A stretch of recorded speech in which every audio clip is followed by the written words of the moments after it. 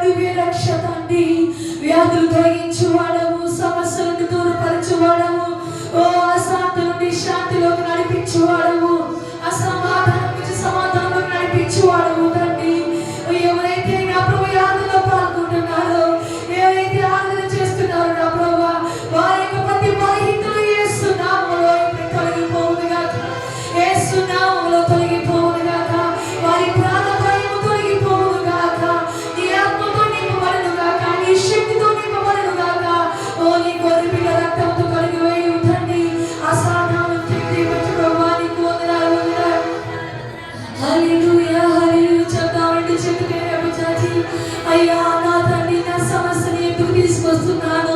ఓ నా యొక్క బాధని ఎదురు తీసుకొస్తున్నాను, నా చింతని ఎదురు తీసుకొస్తున్నాను తండ్రి. యేసు నామములో నీవు మాత్రమే తీర్చగల దేవుడు తండ్రి.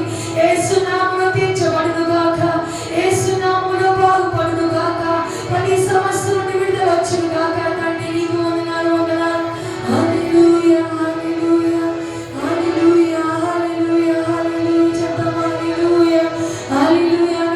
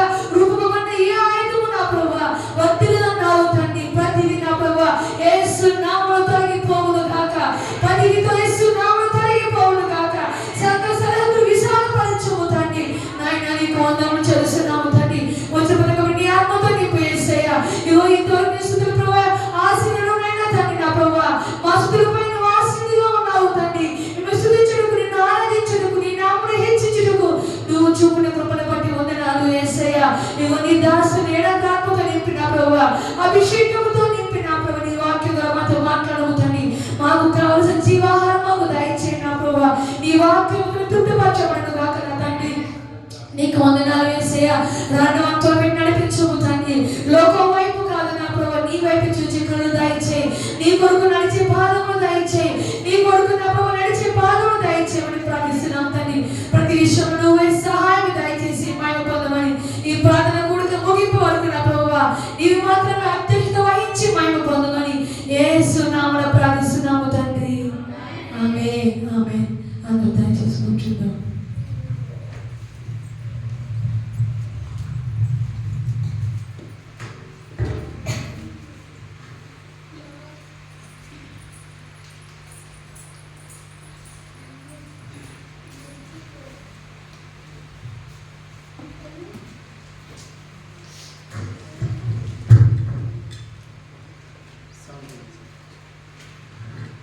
హల్లెలూయా. దేవుని స్తోత్రం. హల్లెలూయా. ఒకసారి ప్రభు పేరు అందరూ కూడా ఆహ్వానిస్తున్నాను. నిజంగా దేవుని యొక్క శక్తిని ప్రభావాన్ని మనం అనుభవించాం. ఆరాధనలో ఆయన మనల్ని దర్శించినట్టు మనం చూస్తున్నాం. అందరం కూడా రెండు చేతుల పైకి హల్లెలూయా చెప్దాం. హల్లెలూయా హల్లెలూయా. దేవుని స్తోత్రం దేవుని స్తోత్రం. హల్లెలూయా. సో ఈ దినాన్ని మనం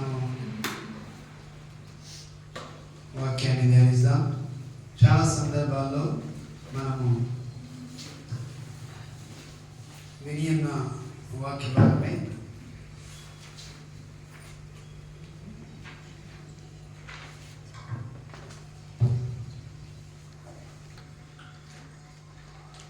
పైన. ఇది ఎన్నో వారమా? ఈ 3వ వారంలో మనము ఉన్నాం. దేవుని స్తోత్రం. హల్లెలూయా.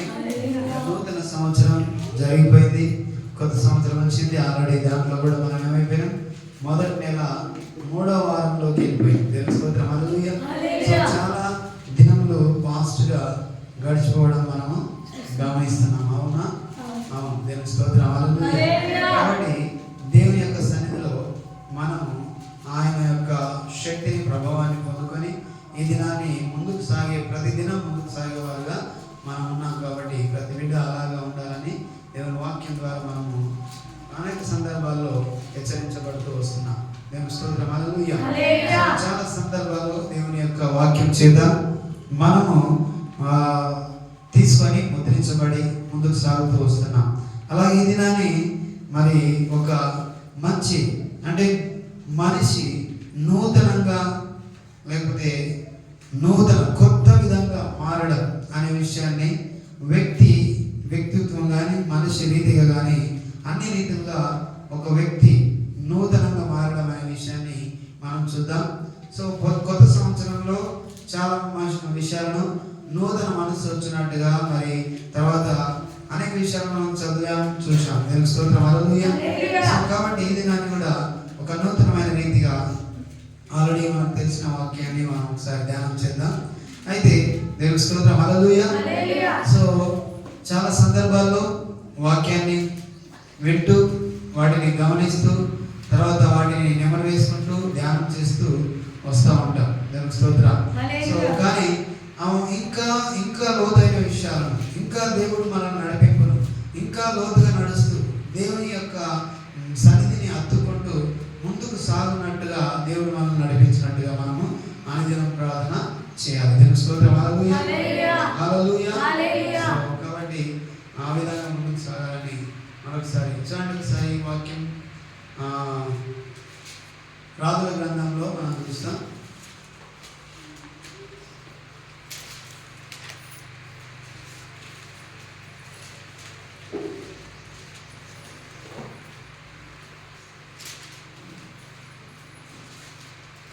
దేవుని స్తోత్రం. హల్లెలూయా.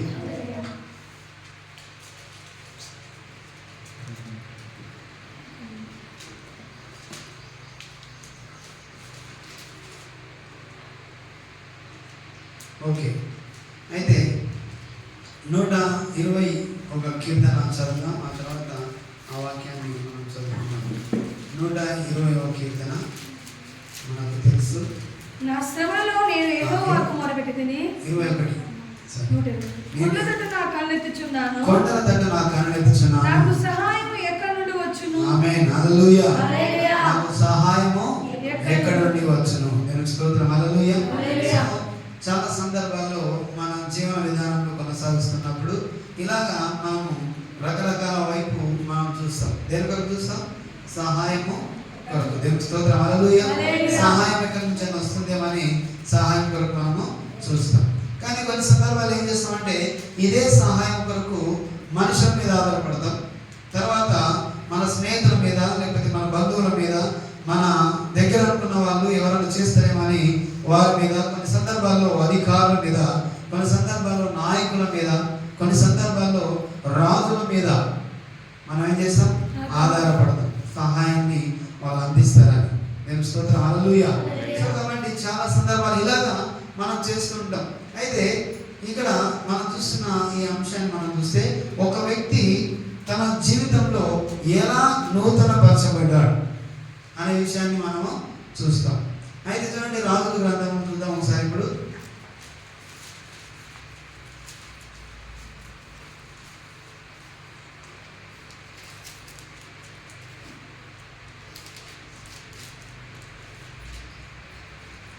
స్తోత్రం. హల్లెలూయా. రెండో రాజుల గ్రంథము 5వ అధ్యాయం. సిరియా రాజు సైన్యాధిపతి అయిన నయమాను అన్నప్పుడు నేను అతని చేత యెహోవాయే సిరియా దేశమునకు జయము కలుగజేసి ఉండెను గనుక అతడు తన యజమాని దృష్టికి గరుడై దయ పొందిన వాడాయను. ఆమేన్. హల్లెలూయా. హల్లెలూయా. ఇక్కడ చాలా చక్కటి మాటలు మనం చూస్తున్నాం. సిరియా రాజు సైన్యాధిపతి అయిన నయమాను అన్న ఒకడు ఉండెను. ఇది ఇంతకుముందు మనం విన్నాం. కానీ అది అప్పుడు సందర్భాన్ని బట్టి కొన్నిసార్లు మనము ఒక సందర్భాన్ని మనం తీసుకుంటాం. అప్పుడు కోపం గురించిన మాటలు దేవుని ద్వారా మనం విన్నాం. కోపంతో ఆయన రగిలిపోయాడని.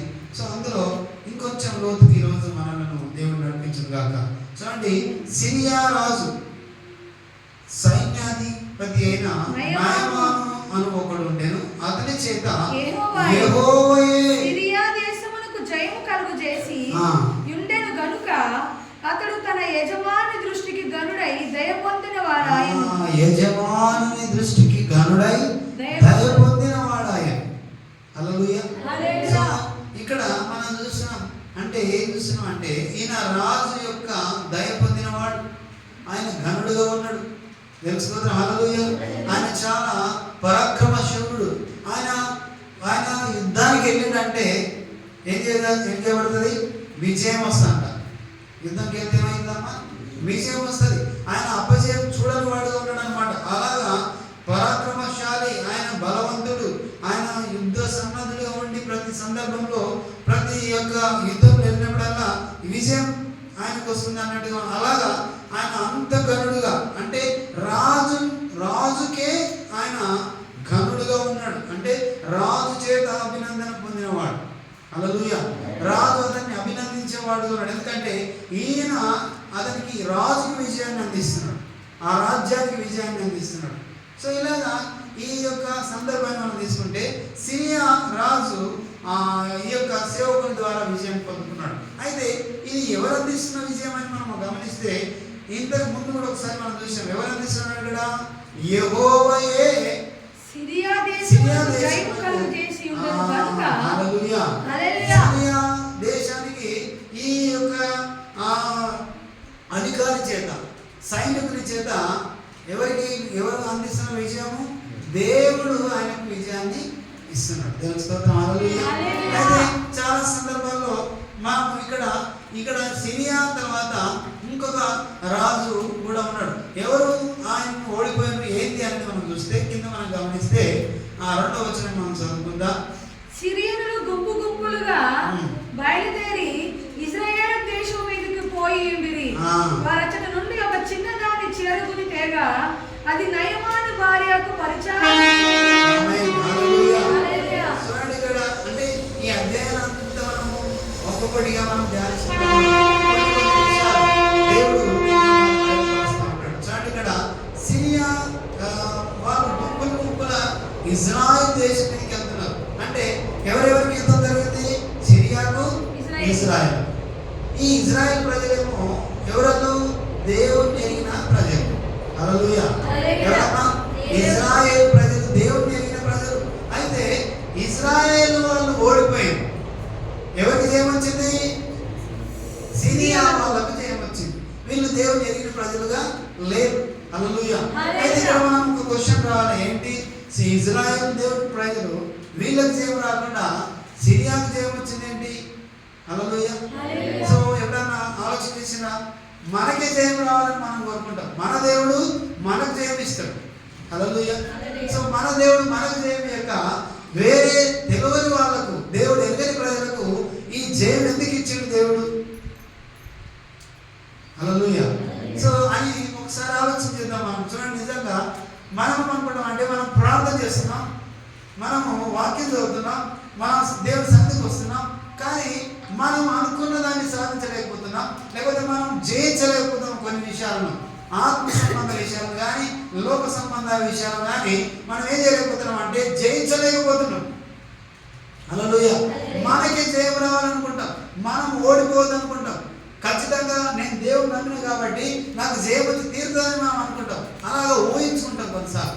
అయితే ఇక్కడ ఏం జరిగిందంటే సిరియా వాళ్ళకు జయం వచ్చింది. హల్లెలూయా. యుద్ధం జరిగింది. యుద్ధంలో ఇజ్రాయెల్ ప్రజలు ఓడిపోయారు. ఎవరు గెలిచారంటే సిరియా రాజ్యం వాళ్ళు గెలిచారు. దేవుని స్తోత్రం. హల్లెలూయా. అయితే సిరియా రాజ్యం వాళ్ళు గెలిచినప్పుడు అక్కడ ఒక సంఘటన జరిగింది. ఇది ఎందుకు జరిగింది అని అనుకుంటే ఇక్కడ ఒక మహా కార్యం జరగడానికి ఇది జరిగింది. ఎందుకంటే ఇక్కడ మనం గమనిస్తే ఒక చిన్నదాన్ని చెరగని తీగ అది నయమాను భార్యకు పరిచారము చేయుచుండెను. హల్లెలూయా. ఇక్కడ యుద్ధం జరిగింది. యుద్ధంలో ఓడిపోయిన వాళ్ళేమో దేవుని ప్రజలుగా ఉన్నవాళ్ళు, గెలిచిన వాళ్ళేమో దేవుని ఎరగని ప్రజలుగా ఉన్నవాళ్ళు. కానీ దేవుడు ఈ ప్రజలను ఎరిగినవాడు. ప్రతి ఒక్కరిని దేవుడు ఎరిగిన దేవుడు. దేవుని స్తోత్రం. హల్లెలూయా. ఆయన తెలుసుకున్నా, మనం తెలియకపోయినా, మనం ఎరగకపోయినా, ఎరిగినా ఆయన మాత్రం ఖచ్చితంగా ప్రతి ఒక్కరిని దేవుడు ఎరిగిన వాడై ఉన్నాడు. దేవుని స్తోత్రం. హల్లెలూయా. ఓకే. అయితే ఇక్కడ ఈ యుద్ధంలో ఓడిపోయారు. అయితే అదే అనుకుంటున్నాం, మనం కూడా అనుకుంటున్నాం చాలాసార్లు, ఇంత ప్రార్థన చేసినా, ఇంత ప్రయత్నం చేసినా, ఇంత నేను దేవుని నమ్ముకుంటున్నా అని మనుషులు మనం చూస్తున్నప్పుడు మీకు ఏదైనా విజయం, లేకపోతే మీరేం సాధించినారు అని వాళ్ళని క్వశ్చన్ చేసినట్టు కొన్నిసార్లు ఆ పరిస్థితులను మనం గమనిస్తే పరిస్థితులు అలా ఉంటాయి. మనం ఓడిపోయిన స్థితిలో ఉంటాం, లేకపోతే మనము గెలవని స్థితిలో ఉంటాం, బలహీనంలో ఉంటాం. దేవుని స్తోత్రం. హల్లెలూయా. అయినా సరే మనం భయపడక, దేవుని స్తోత్రం. హల్లెలూయా. అయినా సరే మనం దిగులు చెందక, దేవుడే, ఆయన దేవుడు కాకుండా పోడు కాబట్టి జరిగే ప్రతి పని కూడా తనకి ఇష్టానుసారంగా తనకి ఇచ్చే వచ్చినట్టుగా ఆయన జరిగించువాడై ఉన్నాడు. దేవుని స్తోత్రం. హల్లెలూయా. 115వ కీర్తన నిన్న దినాన్ని మనం చదువుకున్నాం. అక్కడ దేవుని యొక్క చిత్తానుసారంగా తన పనులు జరిగించువాడై ఉన్నాడు అనే విషయాన్ని మనం చూసాం. దేవుని స్తోత్రం. హల్లెలూయా. చూడండి ఒకసారి 115 మాకు కాదు యెహోవా, మాకు కాదు నీ కృపా సత్యములను బట్టే నీ నామమునకే మహిమ కలుగును గాక.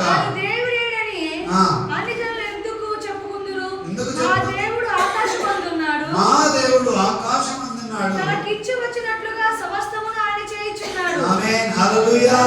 తనకి ఇష్టం వచ్చినట్టుగా తనకు ఏదైతే అనుకున్నాడో, ప్రణాళిక జరిగించాలనుకున్నాడో అది జరిగించడానికి ఆయన సిద్ధంగా ఉన్న దేవుడు. దేవుని స్తోత్రం. హల్లెలూయా. నేను అనుకున్నట్లు, నీవు అనుకున్నట్లు, మనం ఊహించినట్లు జరిగితే ఇంకా దేవుడు ఎందుకండి? దేవుని స్తోత్రం. హల్లెలూయా. హల్లెలూయా. సో మనం అనుకున్నట్టు మనం జరిగితే ఇప్పుడు మనుషులు ఉండేవాళ్ళు కాదు. ఎందుకంటే ఏమనుకుంటే అది అయిపోతుంది కాబట్టి అది చాలా ప్రమాదకరమైంది. సో మనుషులు ఇంకా ఇప్పటికే ఒకరి మీద ఒకరు పడి చంపడానికి, కొట్టుకోవడానికి, దూషించడానికి సిద్ధమైపోయాడు. ఒకవేళ అనుకున్న సాధించేది ఉంటే ఖచ్చితంగా బలం ఉన్నాడు, లేకపోతే జ్ఞానం ఉన్నాడు, జ్ఞానహీనుని, బలహీనులను ఇప్పటికీ నిర్మూలము చేసేవారై ఉండే. దేవుని స్తోత్రం. హల్లెలూయా. కాబట్టి ఇక్కడ దేవుని చిత్తం, దేవునికి ఏది అనుకూలమైందో, నీ పట్ల దేవుడు ఏది అనుకూలంగా జరిగించాలనుకున్నాడో అది జరిగించడానికి ఆయన సిద్ధంగా ఉన్న దేవుడు. దేవుని స్తోత్రం. హల్లెలూయా. కాబట్టి ఇదిగో మనం ఈ సందర్భంలో మనం అనుకున్న కొన్ని సందర్భాలు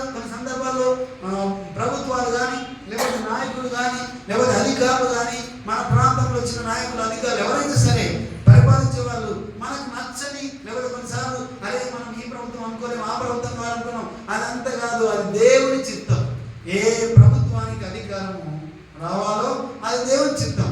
ఏ వ్యక్తిని దేవుడు నియమించాలనుకున్నాడో ఆ వ్యక్తిని అధికారిగా నియమిస్తాడు. ఏ రాజును దేవుడు నియమించాలనుకున్నాడో ఆ రాజును అధికారిగా, ఆ ప్రాంతానికి నాయకుడుగా నియమిస్తాడు. అది దేవుని చిత్తం. తెలుసుకోవడం హల్లెలూయా. మనకి ఇష్టం ఉన్నా ఇష్టం లేకున్నా అది దేవుని చిత్తం అని ఎరిగి మనము ఆ దానికి అనుకూలంగా మనము నడుచుకోవాలి. తెలుసుకోవడం హల్లెలూయా. కాబట్టి నీ నా జీవితంలో ఆయన ఆకాశం ముందున్న దేవుడు తనకి ఇచ్చే వచ్చినట్లుగా సమస్తమును ఆయన జరిగించున్నాడు. సమస్తమును జరిగించువాడై ఉన్నాడు. హల్లెలూయా. కాబట్టి మనము సిరియా వాళ్ళకి ఎందుకు వచ్చింది విజయం? ఈ ఇజ్రాయెల్ ప్రజలు ఎవరు?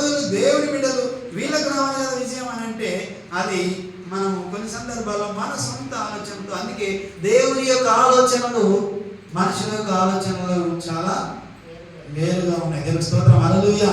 మన ఆలోచన చాలా తక్కువ, కొంచెంలో ఆలోచన చేస్తాం. ఆయన దూరదృష్టితో ఎప్పుడు అవి చూసేవాడుగా ఉన్నాడు కాబట్టి ఆయన ఆలోచనలు మనకు అందరూ. దేవుని స్తోత్రం హల్లెలూయా. కాబట్టి ఇక్కడ జరిగిందంతా చూస్తుంటే ఇదేంటి, సిరియా వాళ్ళు గెలిచిండ్రు. తర్వాత గెలిచింది ఎలా గెలిచిండ్రు అంటే కూడా అక్కడ రాయబడింది, యెహోవాయే అతని చేత విజయము చేకూర్చేవాడుగా ఉన్నాడు. దేవుని స్తోత్రం హల్లెలూయా. కొన్నిసార్లు మామూలుగా మనకు వ్యతిరేకంగా ఉన్న వాళ్ళు, లేకపోతే మనకు అనుకూలంగా లేని వ్యక్తులు మన మీద అజమాయి చేసినట్టు, మన మీద దౌర్జన్యం చేసినట్లు, లేకపోతే మనలను అదుపు చేసినట్టు ప్రయత్నం చేస్తారు. దేవుని స్తోత్రం హల్లెలూయా. అయినా సరే మనం కొన్ని సందర్భాల్లో దేవుని స్తోత్రం చెప్పాలి. ఎందుకంటే ఆ తర్వాత దేవుడు నీ కొరకు ఒక మార్గాన్ని ఏర్పరుస్తాడు. దేవుని స్తోత్రం హల్లెలూయా. హల్లెలూయా. కాబట్టి ఏది జరిగినా దేవునికి మహిమ కలుగును గాక అన్నట్టుగా మన యొక్క ఆలోచన విధానం ఉండాలి. అందుకే ఇక్కడ సిరియా వాళ్ళు ఆ యొక్క అంటే చూడండి తీసుకొచ్చిన ఓడిపోయిన, ఆ రోజుల్లో ఓడిపోయిన ప్రజలను తీసుకెళ్లి ఒక చిన్న చిన్న బానిస గుడారాలలో, బానిసత్వం యొక్క గుడారాలలో ఉంచి వాళ్ళను ఏం చేసేవారంటే తమ ఇష్టం ఉన్నట్టుగా వాళ్ళని పని చేపించేవారు, బానిసలుగా వాడుకునేవారు. వాళ్ళు ఏం చెప్తే చేయడానికి వాళ్ళను సిద్ధంగా ఉంచేవారు అన్నమాట. అలా కాకుండా ఈ చిన్నది మాత్రము ప్రత్యేకించబడి ఆ గుడారంలో, లేకపోతే బానిసత్వం యొక్క ఆ గుడారంలో ఇళ్ళను ఉంచకుండా ఆమె ఎక్కడ తీసుకొచ్చాడు? తన ఇంటికి తీసుకొచ్చాడు. హల్లెలూయా. సో ఇంటికి తీసుకొచ్చిన ఈమె అక్కడ ఓడిపోయిన సంగతి, విజయం పొందుకున్న రాజ్యము, సిరియా రాజ్యం విజయం పొందుకున్నది, ఇజ్రాయేలు ఓడిపోయినరు. అప్పుడు అందరిని తీసుకొచ్చి బానిసంగా చేసుకున్నారు. అదే సందర్భంలో ఈ చిన్నదాన్ని తీసుకొచ్చి ఈయన ఇంట్లో పెట్టుకోవడం జరిగింది.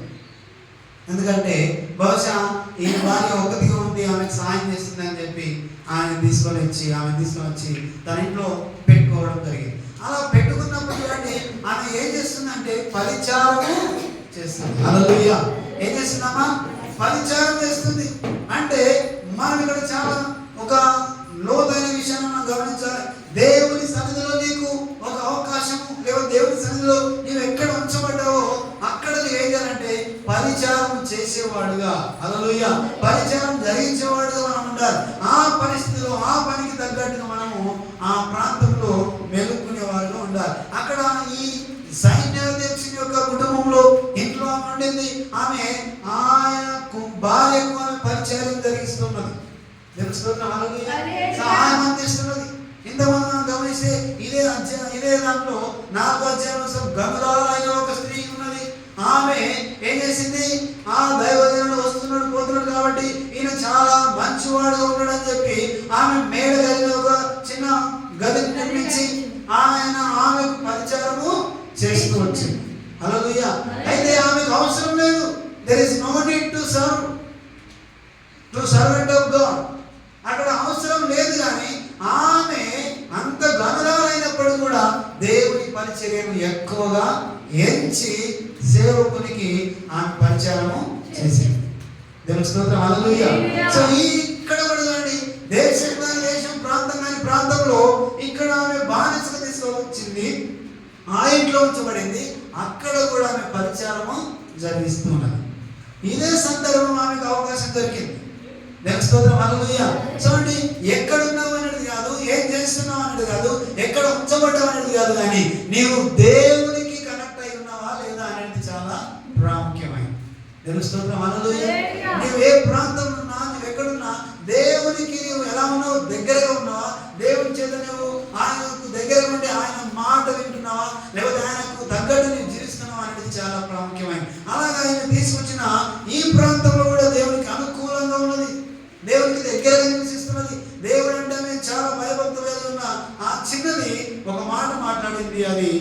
జరిగిందంటే చాలా మహత్కార్యము జరిగింది. దేవుని స్తోత్రం, హల్లెలూయా. చూడండి, ఆయన అంత పరాక్రమశాలి. చూడండి, అతడు మహా పరాక్రమశాలి అయి ఉండెను, కానీ అతడు కుష్ఠరోగి. అయితే అతడు చూడండి మంచి బలశూరుడు, పరాక్రమశాలి. ఆయనకు ఎదురు వచ్చేవారు లేరు, అంత బలశూరుడు అనమాట. యుద్ధంలో ఆరితేరిన వాడు. అలాంటి వానికి ఏమున్నదంటే కుష్ఠరోగము ఉన్నది. హల్లెలూయా. అన్ని బాగున్నా ఏదో ఒక లోపము ప్రతి ఒక్కరిలో కొన్ని సందర్భాల్లో కొందరికి ఉన్నదో ఉండకపోవచ్చు, కానీ ఏదో ఒక లోపం మన దగ్గర ఉండి ఉంటుంది. తెలుసుకోవడం, హల్లెలూయా. ఈయన చాలా బలశూరుడు, పైకి మాత్రం గంభీరంగా. తర్వాత ఆయన యుద్ధం చేస్తే ఓడిపోవడం కానీ, ఆయన వేరే వాళ్ళని ఓడించడం కానీ ఆయన ఓటమి లేనివాడుగా ఉన్నాడు, కానీ ఈయన కుష్ఠరోగం కలిగి ఉన్నాడు. హల్లెలూయా. సో అలాగా ఈయన చూడండి కార్యాన్ని మాట మనం చూస్తున్నాం. అంటే ఇంతగా కొన్ని సందర్భాల్లో 99% నేను పనిచేసిన, 99% నేను దేవుడు మాట వింటున్నా, కానీ 1% నేను వెళ్ళలేను అన్నట్టు ఉంటుంది. హల్లెలూయా. ఎన్నిసార్లు 99% నేను మొత్తం అంతా దేవుడు చెప్పినట్టే చేస్తున్నా, కానీ 1% చేయలేదు, ఏమవుతుంది అని అనుకుంటే అదే దేవుని స్తోత్రం, హల్లెలూయా. అది మనల్ని నాశనంలోకి నడిపిస్తుంది. దేవుని స్తోత్రం, హల్లెలూయా. ఇక్కడ ఇతని పరాక్రమశాలుడు. ఆయన చూసినప్పుడు ఆయనకు ఎవరుగా ఎదురు లేనటువంటి వాడుగా ఉన్నాడు, అధికారిగా ఉన్నాడు. ఆయన చూస్తే ఆయన ఎలా ఉన్నాడు? కుష్ఠరోగంతో ఉన్నాడు. హల్లెలూయా. సో ఇది విన్న ఈ చిన్నది ఏం చేసిందంటే ఆమె పోయి ఇశ్రాయేలు దేశపు చిన్నది చెప్పిన మాటలను అతనికి తెలియజేయగా, దేవుని స్తోత్రం, హల్లెలూయా. అది సౌలోనులో ఉన్న ప్రవక్త దగ్గర నా ఏలిన వారు ఉండవాలని నేనెంతనో కోరుచున్నాను. అతడు నా ఏలిన వారికి కలిగిన కుష్ఠరోగమును బాగు చేయనని తన యజమానురాలితో అనెను. ఆమేన్, హల్లెలూయా. చూడండి, ఇక్కడ ఒక చిన్న అవకాశం దొరికింది. చూడండి, ఎక్కడ ఉన్నా మనము ఏం చేయాలంటే దేవుని దగ్గరగా ఉంటే మనకు మార్గాలు తెరవబడతాయి. అయితే ఆమె ఇది చూసి ఇదంతా విన్న తర్వాత ఆమె అన్నది 3వ వచనంలో భార్య దగ్గర పరిచయం చేస్తూ ఉండేను.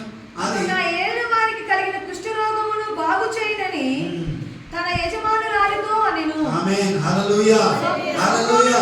ప్రవక్త దగ్గర నా ఏలిన వారు ఉండవాలని నేనెంతో కోరుచున్నాను. చూడండి, షామ్రోన్ అనే ప్రాంతంలో అక్కడ ప్రవక్త ఉన్నాడు. ఆయన దగ్గర ఈయన వెళ్తే ఆయన బాగుపడతాడనే సంగతిని ఆమె ఎవరికి తెలియజేసింది? యజమానుని యొక్క భార్యకు తెలియజేసింది. దేవుని స్తోత్రం, హల్లెలూయా. ఇంతకు ముందు చాలా సందర్భాల క్రితము, కొన్ని రోజుల క్రితం మనము విన్నాం.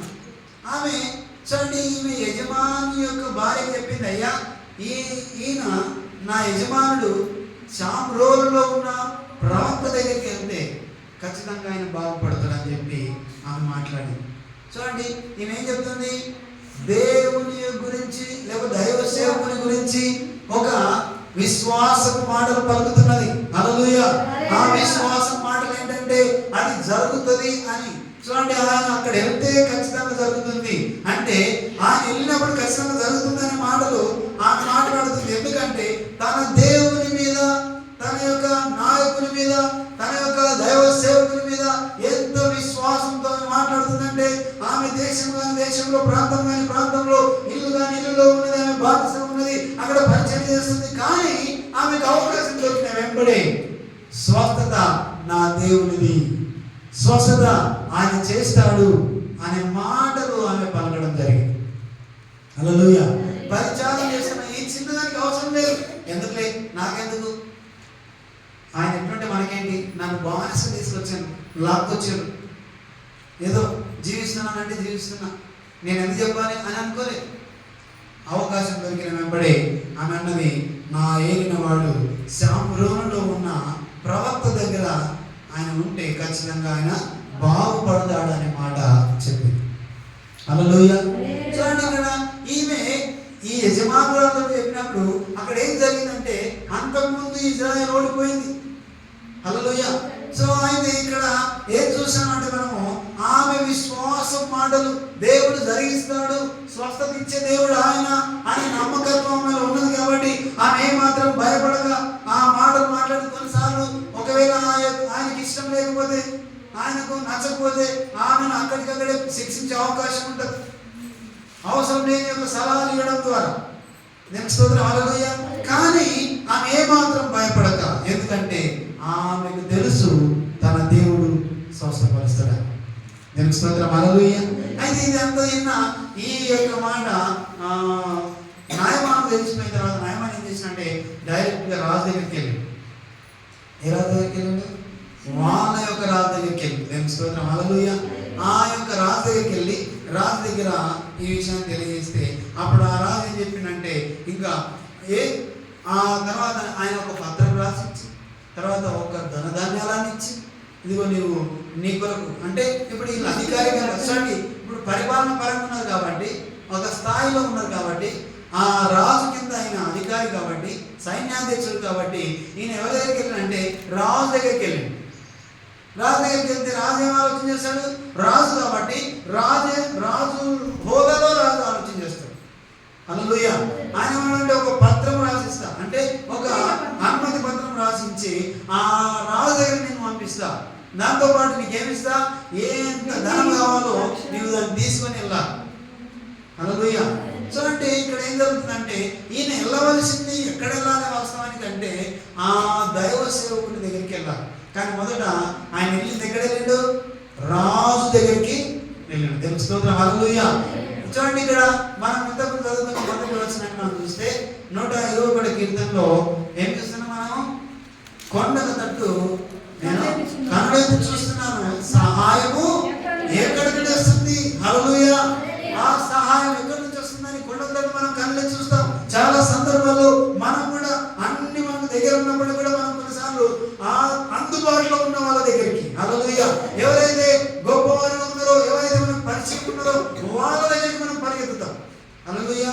పరిగెత్తి వాళ్ళ సహాయం మనం కోరుతాం. ఇలాగే రాజు తెలుసు కాబట్టి రాజు దగ్గరికి వెళ్ళిన రాజు ఆయన ఏం చేసిండు, ఏం చేస్తాడా, ఆ రోజాన్ని బాగా చేస్తాడా, చేయడు. కానీ ఈయన పద్ధతిలో ఈయన ఆలోచన చేసి ఇది వ్యవహారాన్ని ఏం చేశాడంటే ఒక పత్రాన్ని రాసి, ఆ పత్రికలో ఉన్న సంగతి ఏదనగా నా సేవకుడైన కలిగిన కుష్ఠరోగమును నువ్వు బాగు చేయవలనని ఈ పత్రికను అతని చేత నీకు పంపించి ఉన్నాను.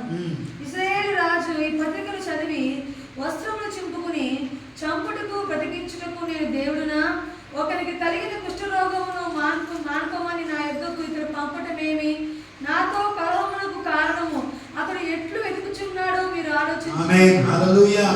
ఇంతకుముందు వాళ్ళు ఓడిపోయారు, మళ్ళీ ఇంకా ఏదో రకంగా యుద్ధం చేయడానికి మళ్ళీ ఇతను పూనుకున్నాడు కాబట్టి ఈ రకంగా నా దగ్గరికి ఈ కుష్ఠరోగం అని చెప్పి పంపించి నేను దేవుడనా, నేను కుష్ఠరోగాన్ని బాగు చేయడానికి నేను దేవుడనా అని చెప్పి ఆయన ఆశ్చర్యపోయాడు. హల్లెలూయా. ఆయన ఏమైపోయాడంటే ఒక విధంగా నిశ్చేష్టుడు అయిపోయాడు.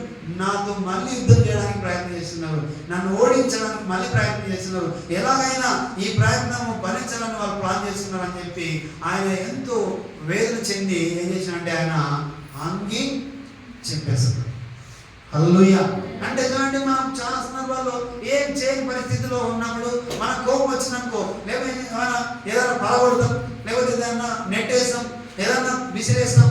ఎందుకంటే ఆ కోపం ఒక దాని మీద తీర్చుకోవడానికి ప్రయత్నం చేస్తాం. ఈ రాజు కోపం వచ్చి ఎవరి మీద తీర్చలేక ఆయన అంగి చెప్పేసుకొని ఇంకా నా తోటి కాని ఇంకా నేను ఎట్లా రక్షించుకోవాలి నా దేశాన్ని. హల్లెలూయా.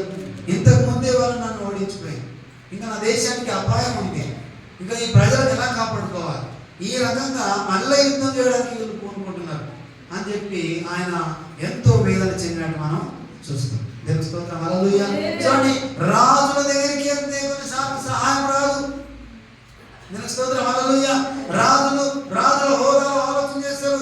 అయితే ఇక్కడ ఈ సహాయం ఎలా ఉందంటే అది ఓడించడమో లేకపోతే జయం పొందడమో ఇంకా చంపడము జరుగుతుంది. కానీ ఇక్కడ రోగం బాగు చేయడం అనేది రాజుల చేత అయిన పని కాదు.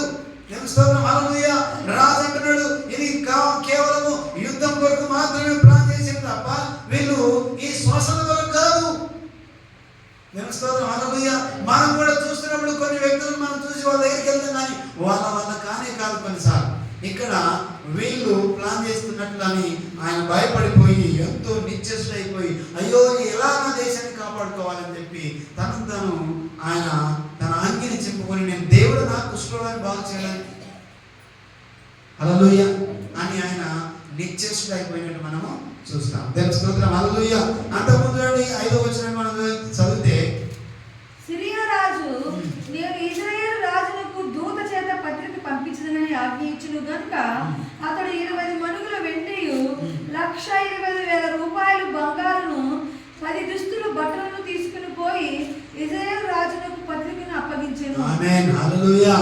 కానీ స్వస్థత కొరకు మనం చాలాసార్లు ఏం చేస్తామంటే కొన్నిసార్లు నాకు ఇట్లా చేస్తే నేను ఇది ఇస్తా, నాకు ఇది అయితే నేను ఇట్లా చేస్తాను అని చెప్పి మనం అనుకుంటాం కొన్నిసార్లు.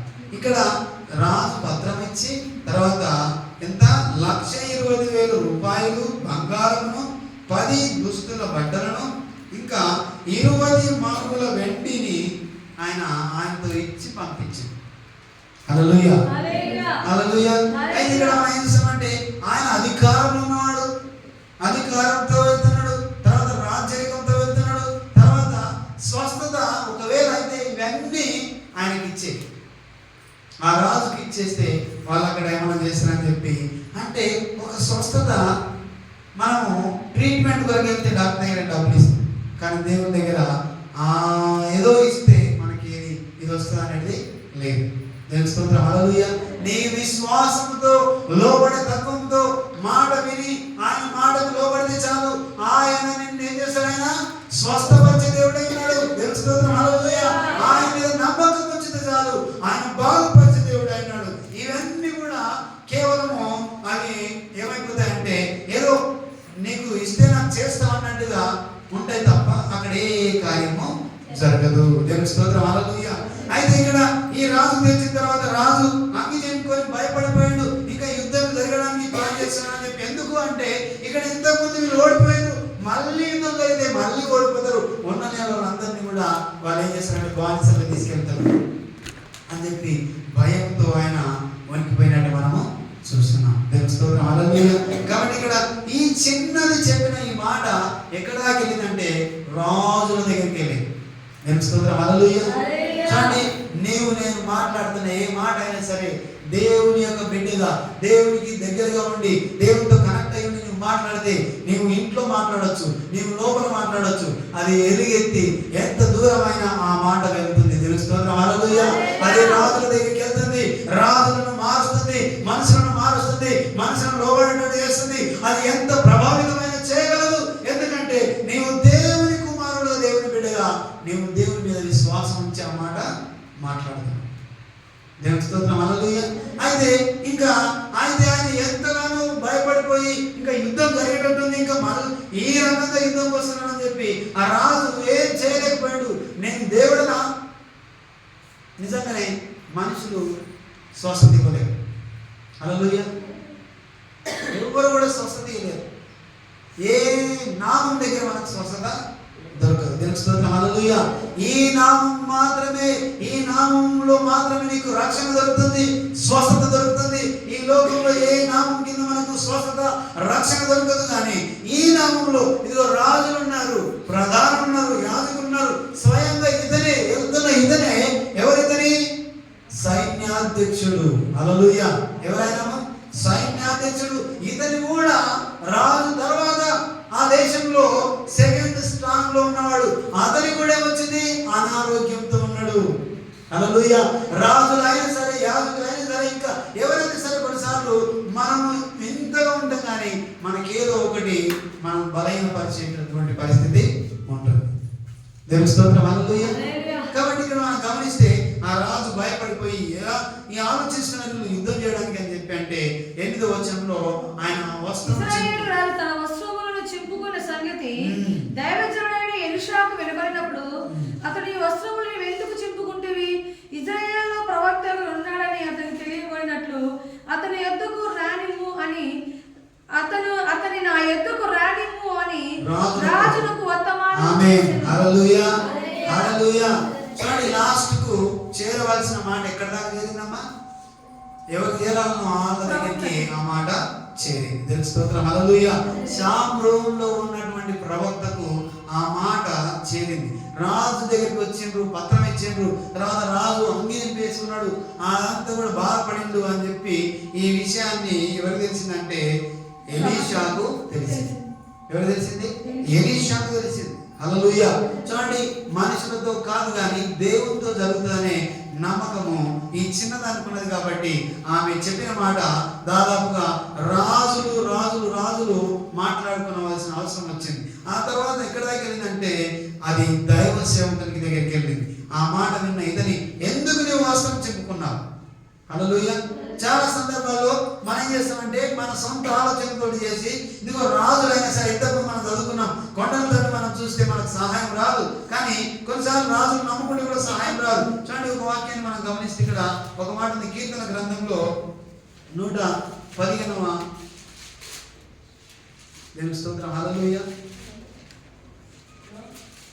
కీర్తన గ్రంథం 118వ కీర్తన 8వ వచనం మనం చదువుదాం. మనుషులు నమ్ముకొనుట కంటే యెహోవాను ఆశ్రయించుటమే, రాజులు నమ్ముకొనుట కంటే యెహోవాను ఆశ్రయించుట మేలు. హల్లెలూయా.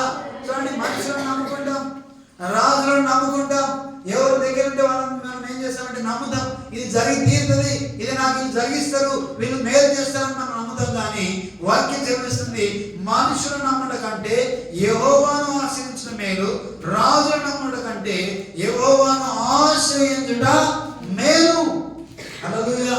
నీవు కొండల తట్టు చూడడం, లేకపోతే ఈ లోకం యొక్క మనుషుల తట్టు చూడడం, ఇంకా ఈ యొక్క ఆశ్రమైనటువంటి వాటి మీద మనం ఆశ పెట్టుకోవడం ఏ మాత్రం అది మనకు మేలు జరగదు. కానీ ఎవరు చూడాలి? మనము యెహోవాను చూడాలి. దేవుని స్తోత్రం. హల్లెలూయా. ఆయన మాత్రం మనకు సహాయం అందించేవాడు. ఇక్కడ ఈయన దైవజనుడిగా ఉన్నాడు. రాజు సైతం కూడా ఆ రోగాన్ని బాగు చేసేవాడుగా లేదు. ఆ యొక్క ఉన్నటువంటి ఆ న్యాయమాలకు ఉన్నటువంటి ఆ యొక్క కుష్ఠరోగాన్ని రాజు ఏం చేయలేదు, ఎందుకంటే ఆయన కేవలము రాజుగా మాత్రమే ఉన్నాడు పరిపాలించడానికి. హల్లెలూయా. ప్రవక్తలు యాజకులు ఆ రోజుల్లో. చూడండి, ప్రవక్తలు చాలా ప్రాముఖ్యమైన వారు.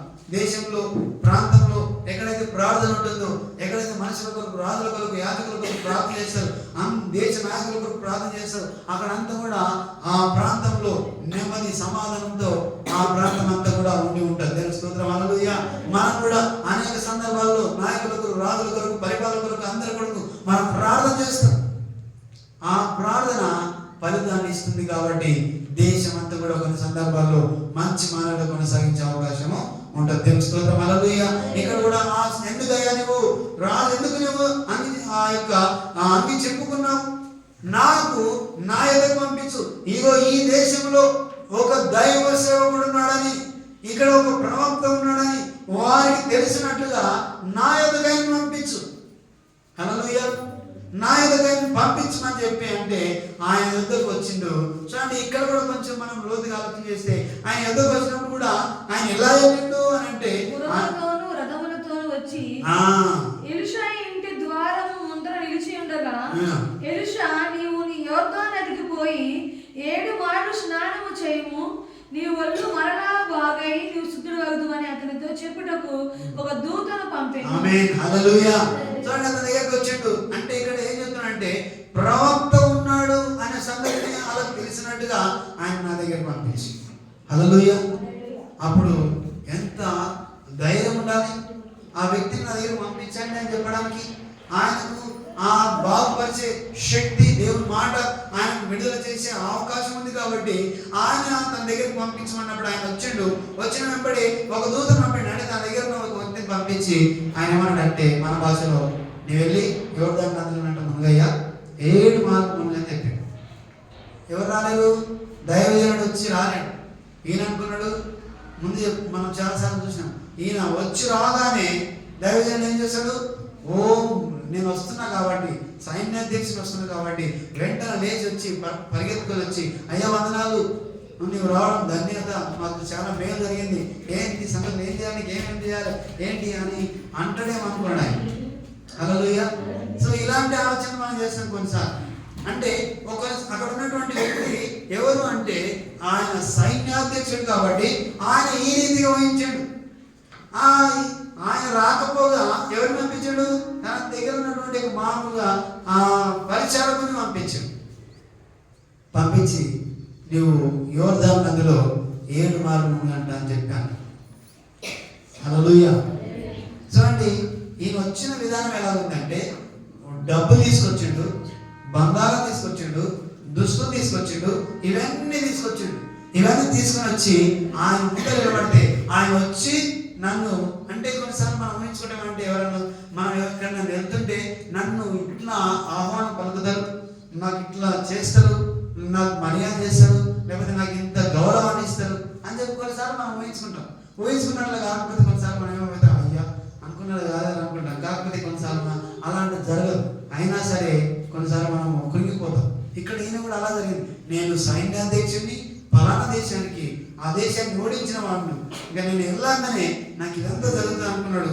ఆ తర్వాత ఏమనుకున్నాడు చూడండి, ఆయన 11వ వచనం, అందుకు నయమాను కోపము తెచ్చుకొని తిరిగిపోయి ఇట్లానేను అతడు నా ఎద్దుకు వచ్చి నిలిచి తన దేవుడైన యెహోవా నామమును బట్టి తన చెయ్యి రోగముగా ఉన్న స్థలము మీద ఆడించి కుష్ఠరోగమును మానుకుని అనుకుంటుని దమస్కు నదులైన అబనాయామాను పర్పాను ఇశ్రాయేలు దేశంలో శ్రేష్టమైన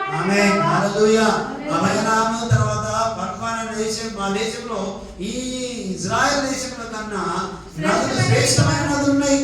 నేను అక్కడ పోయి మునగలేనా, ఇదిగో ఆ స్నానం చేసి బాగుపడలేనా అని చెప్పి ఆయన అనుకుని ఏమనంటే ఆ దైవసేవకుడు నా దగ్గరికి వచ్చి నాకేదైతే అనారోగ్యం ఉన్నదో, నాకు ఎక్కడైతే కుస్తున్నదో అక్కడంతా ఇట్లా నెమరి ఆయన యెహోవా నామమును బట్టి ఎవరంట ఇట్లా నెమరి యెహోవా నామాన్ని బట్టి నన్ను బాగుపరుస్తున్నానంటే ఆయన రావడం కాదు కదా, ఆయన కదలకుండా నన్ను యోర్దాను నదిలో మునుగమని చెప్తాడా అని చెప్పి ఆయన కోపం వచ్చేసింది అనమాట.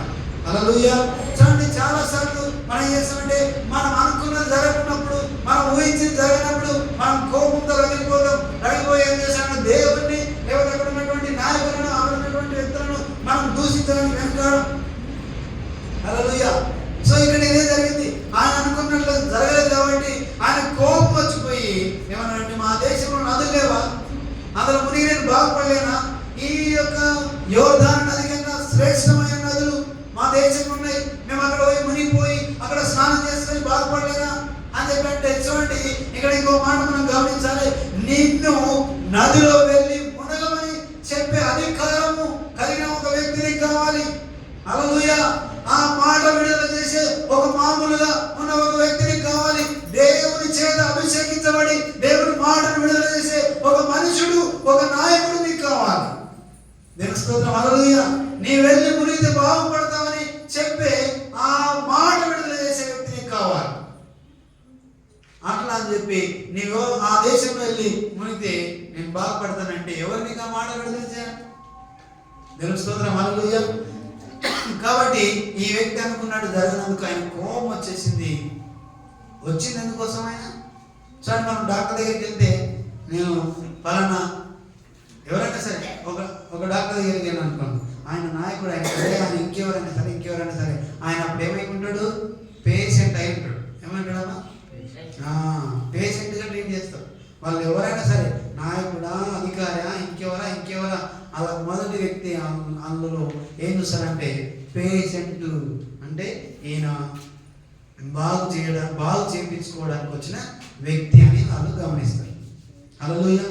ఇక్కడ కూడా దైవ సేవకుడు అదే చూసండి, ఇతని ఒక అనారోగ్యంతో ఉన్న వ్యక్తి, ఇతనికి బాగు కావాలనే ఉద్దేశంతో వెళ్తే బాగుపడతాడని చెప్పి ఆయన అతన్ని బాగు చేయడానికి ఆయన చూస్తున్నాడు. కానీ ఇతనిలో ఏమున్నది? అహంకారం ఉన్నది, అధికారం ఉన్నది, ధనధాన్యాలు నా దగ్గర ఉన్నాయి, నేను పరాక్రమశాలిని, నా దేశానికి నేను ఒక సైన్యాధ్యక్షుడిని, నా రాజు నాకు ఒక పత్రం ఇచ్చి పంపించాడు, ఇదిగో 20 మనుగులు, ఇన్ని బంగారం, ఇంత ఎండి, ఇన్ని దుస్తులు నేను తీసుకొని వస్తే ఆప్రాలు నన్ను ఏమంటున్నాడు? నదుల మునిగమని చెప్పంటాడా? హల్లెలూయా అని ఈయన రగిలిపోయాడు. దేవుని స్తోత్రం, హల్లెలూయా. అంటే ఇందులో ఏం లేదు, తగ్గింపు మనస్తత్వం ఏమాత్రము లేదు. ఆయన నేను ఒక పేషెంట్ ఆ సంగతి లేదు, అతనికి మర్చిపోయాడు. ఆయన అధికారము, ఆయనలో ఉన్న ఆహము, ఆయనలో ఉన్న ఆ దాహము అదే చూస్తున్నాడు. కానీ ఆయనలో నేను పేషెంట్ను, నాకు బాగలేదు, ఇదిగో నేను ఎందుకు వచ్చినా అనే సంగతి ఆయన మర్చిపోయి నా దేశంలో నదులు లేవా అని చెప్పి ఆయన మాట్లాడుతున్నాడు. ఆయన అనుకున్నాడు ఏమనంటే, ఇట్లా ఎక్కడ బాగలేదు అక్కడ నెమిరి యెహోవా నామమును బట్టి నన్ను బాగుపరుస్తాను అనుకున్నాడు. హల్లెలూయా. చూడండి, నాకు నీకు కొన్నిసార్లు అలాగే జరుగుతుంది. మనం వచ్చినప్పుడు దేవుని సన్నిధిలో మనం ప్రార్థన చేస్తున్నప్పుడు, నా ప్రభువా ఇలాగే జరగాలి తండ్రి, ఇలా జరగాలి ప్రభువా, ఇట్లా నేను ఊహించుకుంటున్నా అని చెప్పి మనం కొన్నిసార్లు అనుకుంటాం. అలా జరగకపోతే, అలా ఊహించుకొని అయ్యింది కాకపోతే మనం ఏం చేస్తామంటే కొన్నిసార్లు ఇంత దేవుడు ఉన్నాడా, దేవుడికి ఇలాగా అయ్యేది కాదు, నా ప్రార్థన ఇంత దేవుడు వింటున్నాడా అని మనకేమొస్తా అంటే క్వశ్చన్ వస్తుంది. హల్లెలూయా. సో అట్లా కొన్నిసార్లు క్వశ్చన్ చేసుకుంటాం, మనం క్వశ్చన్ చేసుకుంటాం. అరే ఇంత జరిగింది, దేవుడు నా పట్ల ఏం జరగకుండా ఎందుకు ఇలా జరుగుతుంది, నాకు ఎందుకు ఇలా కావట్లేదు, నేను అనుకున్నట్లు కావట్లేదు అనుకుంటాం. హల్లెలూయా. నీవు అనుకున్నట్లు కాకపోవడం ఏంటంటే, అక్కడ దేవుని యొక్క మాట ఏం చెప్తుందంటే, నదిలో మునుగుమని దైవజనుడు చెప్పాడు. ఆయన అనుకున్నట్లు కాదు. హల్లెలూయా. ఒకవేళ ఈయన అనుకున్నట్లయితే ఈయనకి ఈ రోగం వచ్చేదే కాదు. దేవుని స్తోత్రం, హల్లెలూయా. కాబట్టి నువ్వు వెళ్ళి నదిలో 7 మార్లు నువ్వు బాగుపడిపోతావు అని అంటే, లేదు నా దేశంలో నదులు లేవా. చాలాసార్లు ఇలాగే అనుకుంటావు. ఇదిగో మనం కొన్ని వ్యక్తులతో పోల్చుకుంటాం. కొందరితో పోల్చుకొని నేను వాళ్ళకన్నా ఎక్కువగానా, నేను వాళ్ళకన్నా గొప్పవాడిని కదా, వాళ్ళకన్నా తెలివైన వాడిని కదా, వాళ్ళకన్నా టాలెంట్ నాకు లేదా, వాళ్ళకన్నా నేను ఎర్రగా బుర్రగా బలంగా లేనా అని మనం పోల్చుకుంటాం కొన్నిసార్లు. అలాంటప్పుడు మనం ఏమైపోతామంటే దేవుణ్ణి క్వశ్చన్ మార్క్ చేసే వాళ్ళుగా మారిపోతాం. దేవుని స్తోత్రం, హల్లెలూయా. నీవు తగ్గించుకోక ఇంకా మనం హెచ్చించబడి నా కన్నా తక్కువ. ఆయన ఏం చేస్తున్నాడంటే దైవ సేవకుని కూడా ఆప్రాలుగా చూస్తున్నాడు. ఆయన నా దగ్గరకు వచ్చి ఇలానే మీరు బాగుపరుస్తానంటే, మామూలుగా నా దగ్గరకు వచ్చి ఒక వ్యక్తిని పంపించి నా నదిలో మునుగొంటాడా అని కోపంతో రగిలిపోయాడు. ఈ రోజుల్లో నిజంగా ఇట్లా ఎప్పుడున్న పరిస్థితులు కొన్నిసార్లు మనం ఎవరైనా నాయకులు వస్తే వంగి దండలు పెట్టుకొని, అయ్యా మీరు రావడం చాలా గొప్పదని చెప్పి మనం ఏం చేస్తాం, వాళ్ళకు వెల్కమ్ పలుకుతాం. దేవుని స్తోత్రం, హల్లెలూయా. అది కొంతవరకు మంచిదే కావచ్చేమో, కానీ ఇక్కడ దైవ సేవకునికి దేవుడు ఇచ్చినటువంటి మాట వేరు. హల్లెలూయా. ఆయనకి ఇచ్చినటువంటి ఆ యొక్క జ్ఞానం వేరు. ఆయనకి ఏది దేవుడు మాట్లాడమన్నాడో అదే ఆయన విడుదల చేస్తాడు. పోయి మర్యాద ఏమన్నాడు ఇక్కడ. దేవుని స్తోత్రం, హల్లెలూయా. కాబట్టి ఆయన విడుదల చేసిన మాట ఆయన తీసుకోక ఆయన కోపంతో రగిలిపోయి, నేను పలానా నా సంగతి ఏంటి తెలుసా నీకు అని చెప్పి ఆయన మొత్తం అంతా కూడా మాట్లాడుతున్నాడు. రౌద్రుడు అయిపోయాడు, కోపంతో రగిలిపోయింది, ఆయన రౌద్రుడు అయిపోయాడు, ఇంకా వెళ్ళిపోతాడు. అప్పుడు చూడండి, ఇక్కడ ఇంకో మాట మనం చూస్తే, వెళ్ళిపోతున్నప్పుడు అక్కడ అతని దగ్గర ఉన్న వ్యక్తి ఆయన మంచిగా మాట్లాడుతున్నాడు. నాయన అయ్యా ఏం చెప్పాడు, ఆయన ఏం చెప్పాడు చూడండి. ఇక్కడ ఈ విషయంలో మనం ఒకసారి గమనించాలి. ఎవరన్నా మనం కోపడి అట్లా ఇట్లా చేయాలని అంటే, మనం కొన్ని మాటలు చెప్తున్నప్పుడు వాళ్ళు కోపం ఉన్నప్పుడు వాళ్ళను ఏం చేస్తాం, మనం కరెక్ట్గా మంచిగా మాట్లాడక వాళ్ళని రెచ్చగొట్టి, అవును బ్రదర్ ఇట్లా అంటే కాకుండా హల్లెలూయా ఇట్లా అంటుడా, మనం ఎంత దూరంకి వెళ్ళొచ్చినాం. దేశంకి నీళ్ళకి వస్తే కనీసం వాళ్ళు వచ్చి చూడకుండా, మనకు మర్యాద లేకుండా ఏం చెప్పాడు, ఇప్పుడు పోయి నదిలో మిమ్మంటాడు. నిజమే, ఇది మనకి నచ్చదు అని చెప్పి ఇంకా రేపుతాం. ఏం చేస్తాము, హల్లెలూయా. అక్కడ సర్వపరిచే యొక్క తత్వం కాకుండా ఇంకా రేపేటటువంటి పరిస్థితులు మనకు అక్కడ కొన్ని సందర్భాల్లో మనం పలుకుతూ ఉంటాం. అప్పుడు ఇంకేమైపోతుంది, ఇంకా రెచ్చిపోతుంది ఆయన. ఇలాంటి కొన్నిసార్లు మన జీవితాల్లో కూడా జరుగుతాయి. మనం మాట్లాడుతున్న సందర్భాన్ని తీసుకోకుండా వాళ్ళు చేసినట్టే అట్లా అన్నది కాకుండా, ఏమైనా అట్లా అంటాడు, అట్లా ఎట్లా అంటది. ఎవరైనా సరే ఇక్కడ ఉన్న దాంట్లో మిమ్మల్ని మీరు కానీ ఇంకోరిని కానీ కొన్నిసార్లు మనం ఏం చేస్తామంటే వేరే వాళ్ళని పురిగొలుపుతాం. దాన్ని సర్దు మరిగించడం కాదు, మన పని ఏంటంటే సమాధానపరిచే పరిచర్య. హల్లెలూయా. అక్కడ ఏమైనా జరుగుతుంది గందరగోళం అంటే, నీవు ఉన్నావంటే అక్కడ సమాధానం కావాలి. సమాధానం చేత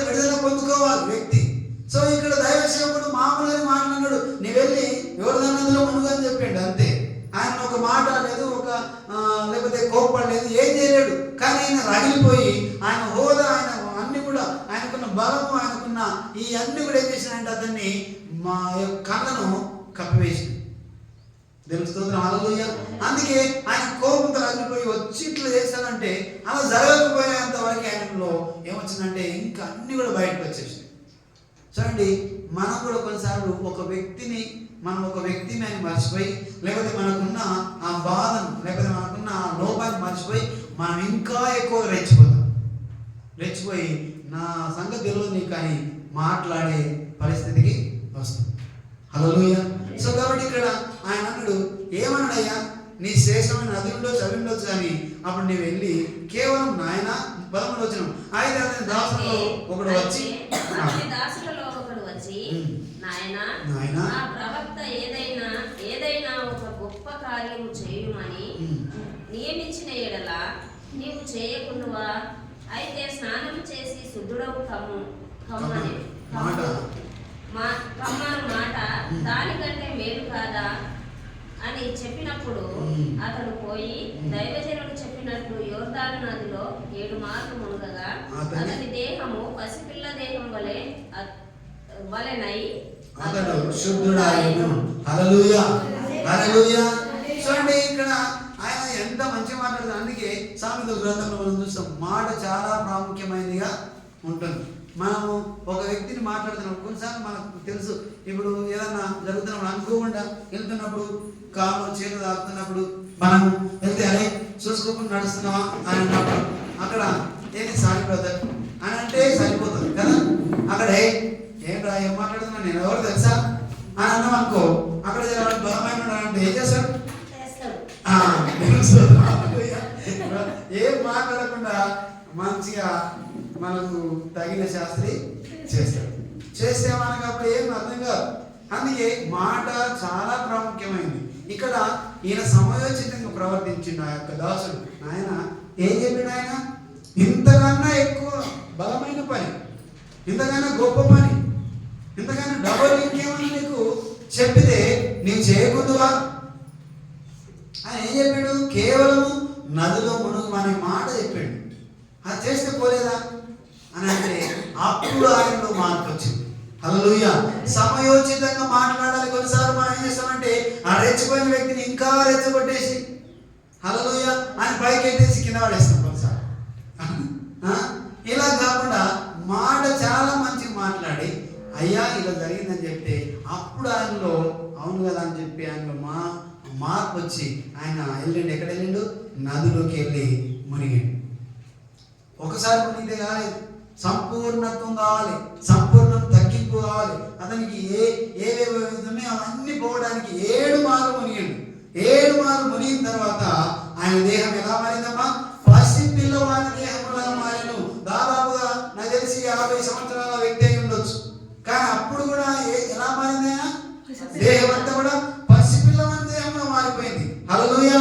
అంటే అంత గొప్ప స్వస్థత దేవుడు మనకిస్తాడు. రాజు దగ్గర లేదు స్వస్థత, నాయకుల దగ్గర లేదు స్వస్థత, ఆరోగ్యం లేదు, సహాయం అందదు. ఇదిగో కొండల తండ్రి నేను చూస్తే నీకు సహాయం రాదు, మనుషులను నమ్ముకునే నీకు సహాయం రాదు, రాజులను నమ్ముకునే నీకు సహాయం రాదు. కేవలం వాళ్ళు పరిపాలించుకునే సందర్భంలో కొన్నిటికి సహాయం చేయొచ్చేమో కానీ నీవు అనుకున్నట్టుగా నీవు పొందుకునేది ఏదైతే ఉందో నిన్ను సరిచేసేందుకు వాళ్ళ దగ్గర ఆ శక్తి ఉండదు. దేవుని స్తోత్రం, హల్లెలూయా.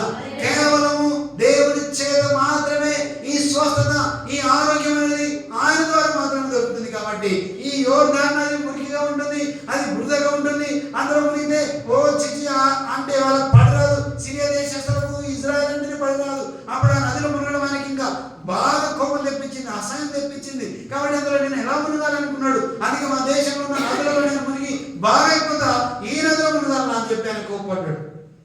అయితే ఇక్కడ మనం ఒక విషయాన్ని గమనించాలి. ఆ నదిలో చాలా బురదతో కూడుకున్న, మడ్డితో కూడుకున్నటువంటి నీళ్ళతో ఉన్నటువంటి నది. కొంచెం ఆ నదిలో మునిగితే చూడండి, మునిగి తేలుతున్నప్పుడు అంటే దేవుడు ఒక వ్యక్తిని కన్నుని ఒక ఆయన వెళ్తే ఆయనకు నేల మట్టి తీసి ఆయన కళ్ళ మీద ఉంది ఆయన స్వస్థత పొందుకున్నట్టు మనం చూస్తాం. ఎక్కడ దేవుడు ఏ పని చేయాలనో ఆ అద్భుతాన్ని వాళ్ళకు తగ్గట్టుగా చేస్తుంది. దేవుని స్తోత్రం, హల్లెలూయా. ఆయన మునుగుతున్నప్పుడు ఆ మట్టిలో అక్కడ ఉన్నటువంటి దాంట్లో మునుగుతున్నప్పుడు దేవుని యొక్క అద్భుతం జరిగింది. ఆ మాటకు లోబడ్డాడు కాబట్టి ఆయన 7వ మారు మునిగినప్పుడు ఆయన పసిపిల్లవాని దేహంలా మారిపోయింది. దేవుని స్తోత్రం, హల్లెలూయా. ఇక్కడ మనము ఈ యొక్క విషయం మనం గమనిస్తే ఇక్కడ ఆ చిన్నదాన్ని ప్రాముఖ్యత తీసుకోవాలి. తర్వాత ఆ రాజు ఏం చేయలేడనే సంగతిని మనము గమనించాలి. ఆ తర్వాత ప్రవక్త మాట సెలవించిన విధానం ఏదైతే ఉందో దాన్ని మనం గమనించాలి.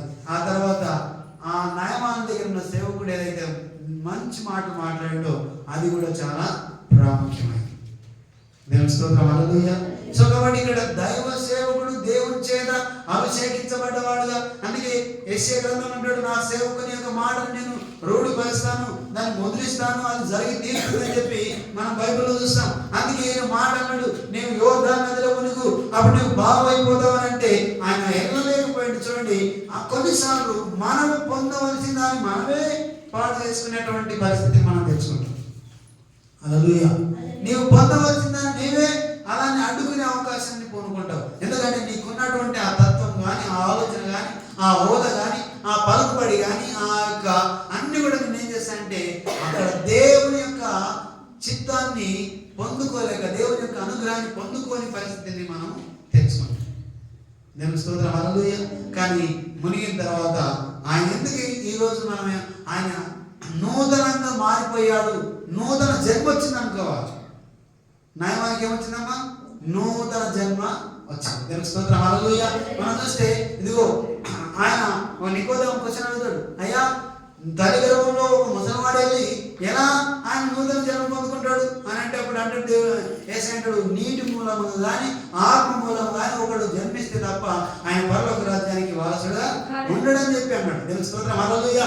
అంటే ఈ వ్యక్తి నయమాను ఇప్పుడు ఆయన మునిగి 7 సార్లు ఆయన మునిగి లేచే వరకు ఆయన ఎక్కడ ఉన్నాడంటే దేవునికి లోబడేవాడుగా ఉన్నాడు, దేవుని మాట వినేవాడుగా ఉన్నాడు. తర్వాత ఆయన బాగుపడ్డ తర్వాత చూడండి పసిపిల్లవాని దేహంలా మారిపోయింది. తర్వాత మనం చూస్తే అక్కడ 17వ వచనాన్ని మనం చదువుకుంటే ఆ తర్వాత 15వ వచనం అప్పుడు అతడు తన పరివారముతో కూడా దైవజనుని దగ్గరకు తిరిగి వచ్చి అతని ముందర నిలిచి చిత్తగించుము. హల్లెలూయా.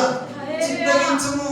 ఇప్పుడు చూడండి, ఇంతకు ముందేమో నా యొద్దకు వచ్చి నా దగ్గర నిలబడి నాతో మాట్లాడి నన్ను ఇలా నెవరాలనుకున్న ఇతని ఇప్పుడు ఆయన యోర్దాను నదిలో మునిగిన తర్వాత, యోర్దాను నదిలో మునిగి బాగుపడిన తర్వాత ఆయన పరివారం అందరితో ఆయన వచ్చి అంటున్నాడు, ఇప్పుడు ఆయన దగ్గరికి వచ్చి ఆయన ముందు నిలబడి చిత్తగించుము అంటున్నాడు. అంటే ఎవరైనా సరే రాజు దగ్గర వచ్చి చిత్తగించు ప్రభువా అంటారు, ఎవరైనా సరే సైన్యాధ్యక్షుడి దగ్గర వచ్చి చిత్తగించుము అని చెప్పి అంటారు. కానీ ఇక్కడ ఏం జరుగుతుందంటే ఈ సైన్యాధ్యక్షుడే రాజు దగ్గర ఉన్న సైన్యాధ్యక్షుడు ఎవరి దగ్గరకు వచ్చి అంటున్నాడు అంటే దైవ సేవకుని దగ్గరకు వచ్చి అంటున్నాడు, చిత్తగించుము. హల్లెలూయా. అంటే ఇక్కడ ఏమొచ్చింది? ఆయనలో నూతన మనసు వచ్చింది. హల్లెలూయా. నూతన మార్పు వచ్చింది. ఈ బాడీతో పాటు అంటే ఈ శరీర మార్పుతో పాటు ఆయనలో నూతన మనసు వచ్చింది, నూతన ఆలోచన వచ్చింది, నూతన తగ్గింపు తత్వం వచ్చింది. అంతకుముందు తగ్గింపు తత్వము లేదు. హల్లెలూయా. అందుకే ఇప్పుడు ఎవరి దగ్గర చిత్తగించమని మనుషుడు కాదు, ఎందుకంటే ఆయన పరాక్రమ శూరుడు, ఆయనకు ఈ లోబడే తత్వం అనేది లేదు. ఇలాంటి వాడు ఇప్పుడు ఏం చేస్తానంటే చిత్తగించము. ఆయన దగ్గర వచ్చి నిలబడి, అతనితో పాటు మిగతా అందరూ వచ్చారు, అతని దగ్గర నిలబడి అంటున్నాడు చిత్తగించము. హల్లెలూయా. ఎంత తగ్గింపు చూస్తున్నాం. అంతకుముందు ఆయనలో ఏ మాత్రం తగ్గింపు స్వభావం మనం చూడదు.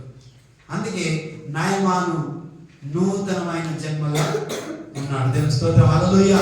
ఆయన శరీరంలో నూతనత్వం వచ్చింది, మనసులో నూతనత్వం వచ్చింది. దేవుని స్తోత్రం, హల్లెలూయా. మనసులో నూతనత్వం వచ్చింది కాబట్టి ఆయన మాట తీరు మారిపోయింది. ఏం మారిపోయిందమ్మా? మాట తీరు మారిపోయింది. అంతకుముందు కోపంతో రగిలిపోయిన ఆయన ఇప్పుడు ఏమన్నాడంటే ఆ మాటలో తగ్గింపు తత్వం వచ్చింది, చిత్తగించు. దేవుని స్తోత్రం, హల్లెలూయా. ఆ తగ్గింపు తత్వం వచ్చి అంతతో ఆగిపోగా ఇశ్రాయేలులో నున్న దేవుడు తప్ప లోకమంతటి యందును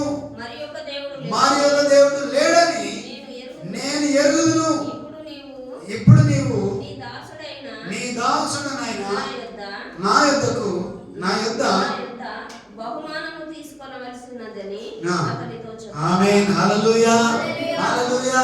చూడండి, అంతకుముందు లేని అన్ని కూడా ఈయనలో ఇప్పుడు చూస్తున్నాం. చూడండి, నూతన దేహము, నూతన మనస్సు, నూతన ఆలోచన, తగ్గింపు మనస్సు, తగ్గింపు మాటలు, ఇవన్నీ కూడా ఆయనలోకి వచ్చినాయి. ఇప్పుడు ఈయన ఎవరు? నూతనమైన వ్యక్తి. దేవుని స్తోత్రం. హల్లెలూయా. ఈయన ఎవరమ్మా? నూతనమైన వ్యక్తి. అంతకు ముందు ఇతను వేరుగా ఉన్నాడు, ఇప్పుడు అతని వేరుగా ఉన్నాడు. చూడండి, ఈయనలో ఏమొచ్చిందంటే నూతన మనసు వచ్చింది. దేవుని స్తోత్రం. హల్లెలూయా. నూతన ఆలోచన వచ్చింది. ఈయన ఏమంటున్నాడంటే, అంతకుముందు మా దేశంలో నదులు లేవా, నేను బాగుపడలేదా అన్న ఇతని ఇప్పుడు ఏమన్నాడంటే, ఇశ్రాయేలులో ఉన్న దేవుడే ఈ లోకమంతటికి దేవుడు. హల్లెలూయా. ప్రకటన చేస్తున్నాడు ఇప్పుడు. దేవుని స్తోత్రం. హల్లెలూయా. ఇశ్రాయేలులో ఉన్న దేవుడు తప్ప లోకమంతటందు మరి యొక్క దేవుడు లేడు. ఆమేన్. హల్లెలూయా. ఈ లోకమంతా కూడా ఈ దేవుడు తప్ప వేరే దేవుడు లేడని చెప్పడానికి ఆయనలో మనసు వచ్చింది. హల్లెలూయా. ఆయనలో మనసు వచ్చింది, మార్పు వచ్చింది. ఎందుకంటే అంతకుముందు ఆయన ఎలా ఉన్నాడు, ఇప్పుడు ఎలా ఉన్నాడు అనే విషయం. అందుకే ఈయన నూతన మనిషి. నయమాన్ ఎవరు? నూతన మనిషి. దేవుని స్తోత్రం. హల్లెలూయా. చూడండి, గత సంవత్సరం కానీ ఇంకెంత ముందు కానీ నీవేదైతే నీవు అందుకోలేవో, ఏదైతే నువ్వు పొందుకోలేవో, ఆ సందర్భాల్లో కొన్నిసార్లు మనకు విజయం రాకపోవచ్చు. అంతకుముందు నేను చెప్పిన, చూడండి, సిరియా వాళ్ళు గెలిచిండ్రు కానీ ఇజ్రాయెల్ వాళ్ళు ఓడిపోయారు. కారణం ఏంటంటే ఒక వ్యక్తి నూతన పరచబడడానికి, ఒక వ్యక్తి నూతనమైన మనసు మార్చబడడానికి, ఆయన నూతనత్వం పొందుకోవడానికి ఇదంతా దేవుడు జరిగించిన పని ఉన్నది. దేవుని స్తోత్రం. హల్లెలూయా. ఒక యుద్ధంలో ఓడిపోవడం, ఆ రాజ్యమే యుద్ధంలో ఓడిపోవడం, ఆ రాజు తన అంగి చింపుకోవడం, ఆయన నిశ్చేష్టుడైపోవడం, ఆయన చేతగాని వాడు మారిపోవడానికి కారణం ఏంటంటే ఆయన దేవుడు తన ఇచ్చ వచ్చినట్టుగా తను జరిగించవలసిన అవసరం ఉన్నది కాబట్టి ఇదంతా జరిగించండి. దేవుని స్తోత్రం. హల్లెలూయా. ఇంత జరిగిస్తే గాని ఆ నయమానులో మార్పు రాలేదు. నయమాన్ దగ్గరికి చిన్నది తీసుకురాబడింది. ఆ చిన్నది చెప్పిన మాట అక్కడ దాకా వెళ్ళింది. ఆ తర్వాత ప్రవక్త ముందు నిలబడ్డాడు. ఆ తర్వాత అద్భుతం జరిగింది. అంతకుముందు ఓడిపోయారు, ఇజ్రాయెల్ ఓడిపోయారు. చూడండి, నీవు నా జీవితంలో, ఒక వ్యక్తి జీవితంలో ఓ మహత్వరం కార్యం జరగాలంటే, ఒక మార్పు రావాలన్నా, ఒక వ్యక్తి దేవుడి తను తిరగాలన్నా, దేవుడు తన కొన్ని కార్యాలు జరిగించడానికి అవకాశం ఉంటుంది. అందులో నీవు ఓడిపోవచ్చు, అందులో నీవు నలగొట్టబడవచ్చు, అందులో నీవు నీ పేరు లేకుండొచ్చు. కానీ ఖచ్చితంగా దేవుడు మళ్ళీ నీకు ఏమిస్తాడు? జయం ఇచ్చే అవకాశం దేవుడు తీసుకుంటాడు. దేవుని స్తోత్రం. హల్లెలూయా. అక్కడ ఇజ్రాయెల్ ఓడిపోయింది కానీ నయమాను, దేవుని స్తోత్రం, హల్లెలూయా, మనిషిగా మార్చబడ్డాడు. హల్లెలూయా. దేవుని యొక్క చేత నయమాను ఇంతకు ముందు లేని మనిషిగా, నూతన మనిషిగా మార్చబడ్డాడు. ఇప్పుడు అన్నాడు, ఈ దేవుడు తప్ప, ఇశ్రాయేలులో ఉన్న దేవుడు తప్ప ఈ లోకం అంతటా కూడా ఏ దేవుడు లేడు. అంత ధైర్యం వచ్చింది ఇప్పుడు అతను. హల్లెలూయా. సో అంటే సాక్షిగా సాక్షి చెప్తున్నాడు ఆయన, ఇజ్రాయెల్ దేవుడే దేవుడు, వేరే దేవుడు లేడని. దేవుని స్తోత్రం. హల్లెలూయా. అందుకే చూడండి, చాలా సార్లు మనం కూడా ఈ యొక్క న్యాయమానలాగా ఉండొచ్చు. మన మనస్తత్వం న్యాయమానలాగా ఉంటుంది. నా అంతటి వాడు లేడు, నాకు ఎదురలేడు, నేను వెళ్తే జయమన్నట్టుగా మనం ఉంటాం. అలాగే ఇది కూడా ఎవరిచ్చిండు? దేవుడు అతనికి కల్పించిండు జయం. హల్లెలూయా. ఆ తర్వాత అతని తీరు మారడానికి నాయకులు, రాజులు వాళ్ళు నలగొట్టబడ్డారు. ఆ తర్వాత ఆయన మనిషిగా మార్చడానికి దేవుడు ఇంతటి కార్యము చేసింది. నేను స్తోత్రం. హల్లెలూయా. నీవు ఓడిపోవచ్చు, భయపడదు. కానీ నీ కొరకు దేవుడు ఒక అద్భుతాన్ని ఇచ్చింది. నేను స్తోత్రం. హల్లెలూయా. నీ మనసు మార్చడానికి, నీకున్న ఆహం తీయడానికి, కొన్నిసార్లు మనలో మార్చడానికి దేవుడు మనకున్న తత్వాన్ని సరిచేయడానికి కొన్ని యొక్క అవసరాల గుండా మనం నడిపిస్తాడు, కొన్ని కష్టాల గుండా నేను నడిపిస్తాడు. అంత మాత్రం నీవు ఆ దేవుడు కాకుండా పోడు, ఆయన రక్షణ నీకు ఇవ్వకుండా పోడు. దేవుని స్తోత్రం. హల్లెలూయా.